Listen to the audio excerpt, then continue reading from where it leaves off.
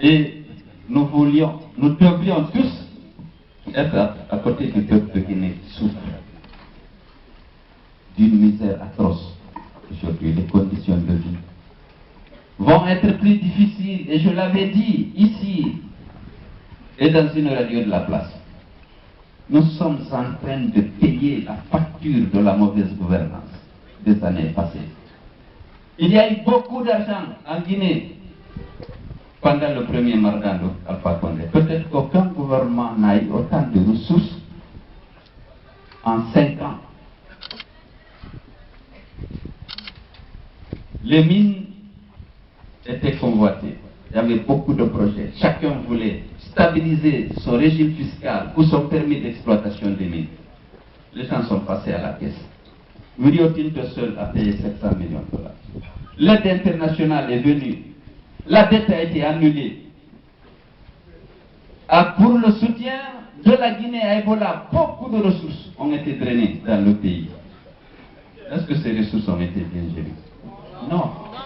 Et nous sommes en train de payer maintenant la mauvaise gestion de toutes ces ressources. Je vous l'ai dit, le gouvernement s'est engagé à désendetter l'État de 170 milliards chaque mois. C'est-à-dire que les recettes vont être supérieures aux dépenses de ce montant. Parce qu'entre le 1er janvier 2015 et le 31 décembre 2015, l'État s'est endetté de 1860 milliards à la Banque centrale. C'est ça qu'on appelle la planche à billets. Et ce n'est pas pour rien que le dollar, les autres monnaies se sont appréciées et notre monnaie nationale s'est effondrée. Et l'effondrement de la monnaie, c'est un coût que le consommateur paye. Et pourquoi ils ont des difficultés à baisser le prix du carburant? Parce qu'ils ont pris cet engagement de corriger les distorsions entraînées par le détournement des ressources à travers des contrats de gré à gré dont je vous ai parlé. Pour l'année 2014-2015, c'est 800 millions de dollars, avec des prix et des surfacturations jamais enregistrées dans les marchés publics en Guinée. Je suis prêt à le démontrer. Alors, dans une interview récente, M. Alpha Condé dit qu'on ne peut pas baisser le prix du pétrole parce que le prix de la bauxite, du fer et de l'or ont baissé. Alors, d'abord, la Guinée n'exporte pas de fer.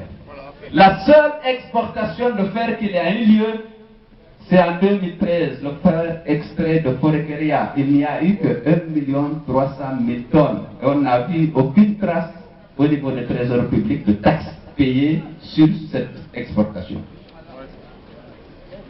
Personne ne peut vous dire qu'il y a eu de l'exportation encore de fer en Guinée en dehors de ce 1 300 000 tonnes.